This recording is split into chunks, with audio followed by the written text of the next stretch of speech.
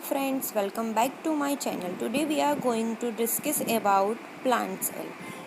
Here you can see, यहाँ पे आप जो देख रहे हैं छोटे छोटे वो plant cell है. Okay, that plant cell have many organelles. Okay, सबसे पहले plant cell है वो यूकैरियोटिक सेल है. क्या है eukaryotic cells? Sales basically two types के होते हैं. One prokaryotic and second one is eukaryotic.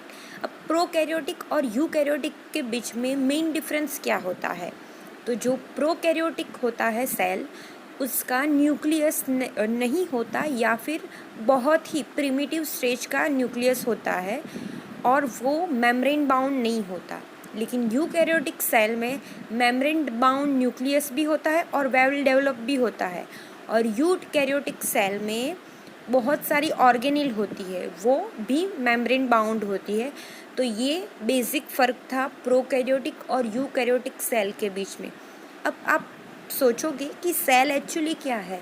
तो cell is a structural and functional unit of any life. Okay, like अगर हमने कोई भी मकान बनाया है तो उसकी जो ब्रिक है उसे हम सेल के साथ कंपेयर कर सकते हैं. यहाँ पे आपको जो दिख रहा है वो सेल का 3D मॉडल है, बराबर है. अब बात करते हैं हम सेल का लीडर. ओके, सेल का लीडर वो न्यूक्लियस होता है. क्यों न्यूक्लियस को लीडर कहते हैं? क्योंकि न्यूक्लियस के अंदर जेनेटिक इन्फॉर्मेशन स्टोर होती है. क्या स्टोर होती है? Genetic information. ये जेनेटिक इन्फॉर्मेशन उसके सारे कैरेक्टर्स को कैरी करती है. लाइक उसको अपने पेरेंट्स में से जो मिला है उसको. इस वजह से न्यूक्लियस को हम कहते हैं लीडर. ओके, ये जो पर्पल कलर का दिख रहा है ना आपको, वो न्यूक्लियस है. न्यूक्लियस के अंदर तुम्हारा DNA RNA in the form of nucleic acid होता है, बराबर है. न्यूक्लिक एसिड तुम्हारे हर एक कैरेक्टर की इंफॉर्मेशन कैरी करता है प्रोटीन के फॉर्म में. ओके, ये बात हुई न्यूक्लियस की. फिर आता है साइटोप्लाज्म. आपको यहाँ पे जो दिख रहा है ना जेली लाइक सब्सटेंस, हम उसे कहते हैं साइटोप्लाज्म, बराबर है, जिसमें सारी तुम्हारी ऑर्गेनेल तैरती रहती है. ओके, ये प्लांट सेल है. प्लांट सेल में जो बाहर का सबसे बाहर का लेयर है पैरोट ग्रीन कलर का, वो है सेल वॉल. आपके प्लांट को कहीं पे भी मूवमेंट नहीं करनी है, इस वजह से सेल वॉल प्रोटेक्शन के लिए होती है, बराबर है. प्लांट सेल रिजिड होता है compare to animal cell. Animal को मूवमेंट करनी होती है, इस वजह से एनिमल सेल में सेल वॉल नहीं होती, लेकिन प्लांट सेल में सेल वॉल होती है, बराबर है. फिर सेल वॉल के अंदर होता है सेल मेम्ब्रेन. सेल मेम्ब्रेन क्या है? It is a lipid by layer. Lipid का बाई लेयर होता है जिसमें प्रोटीन होते हैं. क्या होते हैं? प्रोटीन. कोई कोई बाहर की साइड पे होता है प्रोटीन, कोई कोई अंदर की साइड में. मतलब कि ये जो सेल मेम्ब्रेन का स्ट्रक्चर है ना, हम उसे फ्लूइड मोज़ेक मॉडल कहते हैं. क्या कहते हैं? Fluid mosaic model. क्यों? क्योंकि लिपिड के लेयर के अंदर प्रोटीन तैरता रहता है, बराबर है. ऐसा है सेल मेम्ब्रेन. वो स्पेसिफिकली तुम्हारे मॉलिक्यूल को अंदर आने देता है और बाहर जाने देता है ज़रूरत के अकॉर्डिंग. ये हुआ तुम्हारा सेल मेम्ब्रेन, सेल वॉल और न्यूक्लियस. अब यहाँ पे हम देख रहे हैं कि सारी ऑर्गेनेल कहीं पर अरेंज नहीं हुई है, बराबर है. सबकी स्पेसिफिक एक पोजीशन है. तो यहाँ पे बीच में है न्यूक्लियस. उसके बाहर तुम्हें जो ब्राउन कलर की ऑर्गेनेल दिख रही है वो एंडोप्लाज्मिक रेटिक्यूलम है. क्या है? Endoplasmic reticulum. यहाँ पे आप देख रहे हो पर्पल कलर के डॉट है, बराबर, और कहीं कहीं पे नहीं है. तो जिस जिस जगह पे है उसके अकॉर्डिंग दो पार्ट होते हैं एंडोप्लाज्मिक रेटिकुलम के. एक रफ एंडोप्लाज्मिक रेटिकुलम और दूसरा स्मूथ एंडोप्लाज्मिक रेटिकुलम. जहाँ पे रिबोसोम होती है उसे कहते हैं रफ एंडोप्लाज्मिक रेटिकुलम, और जहाँ पे रिबोसोम नहीं होती हम उसे कहते हैं स्मूथ एंडोप्लाज्मिक रेटिकुलम. रिबोसोम का एक्चुअली काम क्या है? रिबोसोम प्रोटीन प्रोडक्शन के लिए तुम्हें सिर्फ साइट देता है. कंफ्यूज मत होना कि रिबोसोम प्रोटीन सिंथेसिस करता है.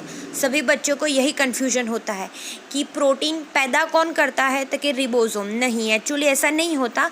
रिबोसोम ऐसी जगह है जो तुम्हारा प्रोटीन वहाँ पे प्रोडक्शन होता है, ये याद रखना.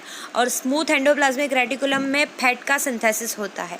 ये बात हुई एंडोप्लाज्मिक रेटिकुलम की। ये देखो न्यूक्लियस के तुरंत ही बाजू में एंडोप्लाज्मिक रेटिकुलम है तुम्हारा, बराबर है। क्यों ऐसा?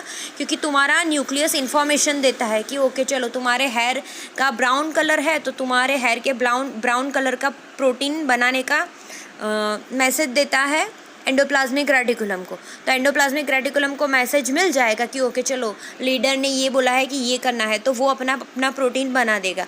अब प्रोटीन तो बना दिया एंडोप्लाज्मिक रेटिकुलम ने, लेकिन वो प्रोटीन खुद से तो जा नहीं पाएगा ना अपनी जगह पे, तो इस वजह से गोल्जी एपरेटस है। क्या है? Golgi apparatus. ये गोल्जी बॉडी का काम क्या है कि गोल्जी बॉडी आपका जो प्रोटीन है उसको सिग्नल्स देती है। क्या सिग्नल देती है?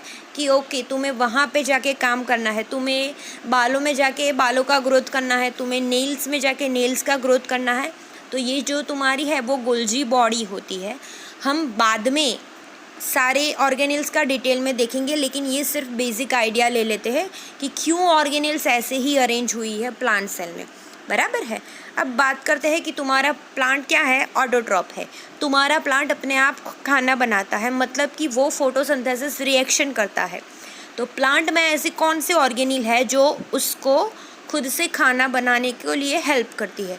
तो ये है क्लोरोप्लास्ट। आप देख रहे हो ये जो क्लोरोप्लास्ट है ना, वो क्लोरोप्लास्ट उसके अंदर क्लोरोफिल नाम का पिगमेंट होता है, बराबर है, जो आपके लिव्स के ग्रीन कलर के लिए रिस्पॉन्सिबल होता है। तो ये क्लोरोफिल लाइट रेज को, कार्बन डाइऑक्साइड को और पानी को, इन तीनों को मिला के रिएक्शन करता है और कार्बोहाइड्रेट के फॉर्म में, मतलब कि स्टार्च के फॉर्म में फूड बनाता है प्लांट के लिए, और बाई प्रोडक्ट में हमें ऑक्सीजन मिलता है। ये बात हुई क्लोरोप्लास्ट की।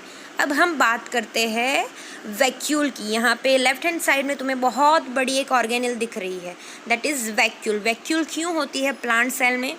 प्लांट सेल में गैस का कभी कभार स्टोर करने के लिए और कभी कभार फूड को स्टोर करने के लिए बहुत बड़ी वैक्यूल्स होती है। प्लांट सेल में बड़ी वैक्यूल्स होती है। एनिमल सेल में कभी कभार वैक्यूल्स नहीं होती, या फिर हो तो एक या बहुत छोटी होती है, बराबर है। अब आती है वेसिकल। वेसिकल क्या है? वो एयर सैक जैसी है, बराबर है, जिसमें एयर होती है और कभी कभार दूसरा भी स्टोरिंग मटेरियल होता है। अब हम बात करते हैं कि स्ट्रेंथ की, बराबर है। अब प्लांट सेल को स्ट्रेंथ देने के लिए क्या होता है? साइटोस्केलेटन होता है। क्या होता है? साइटोस्केलेटन। फाइबर जैसे होते हैं, जिस वजह से तुम्हारे प्लांट सेल की स्ट्रेंथ मेंटेन होती है। ये बात हुई हमारे ऑर्गेनेल्स की, बराबर है। अब हम बात करते हैं कि ये जो तुम्हारा स्टार्च के फॉर्म में फूड स्टोर हुआ, वो कहीं पे भी तो स्टोर होगा ना, कोई एनर्जी के फॉर्म में, तो वो स्टोर होता है माइटोकॉन्ड्रिया के अंदर। किसके अंदर? माइटोकॉन्ड्रिया के अंदर। आपका ये जो माइटोकॉन्ड्रिया दिख रहा है आप लोगों को, वो माइटोकॉन्ड्रिया एटीपी के फॉर्म में आपका फूड स्टोर करता है। मानो कि प्लांट में ने 100 मिलीग्राम स्टार्च बनाया तो थोड़ा सा वो यूज़ करेगा और बाकी का एटीपी के फॉर्म में माइटोकॉन्ड्रिया में स्टोर हो जाएगा। माइटोकॉन्ड्रिया सेल की कैपेसिटी के अकॉर्डिंग अलग अलग होते हैं। मानो कि आपके सेल को बहुत वर्क करना है तो उसमें माइटोकॉन्ड्रिया ज़्यादा होंगे। Okay, thank you. आपको ये समझ में आ गया होगा। ओके, अब हम दूसरी ऑर्गेनेल बाद में डिटेल में देखेंगे।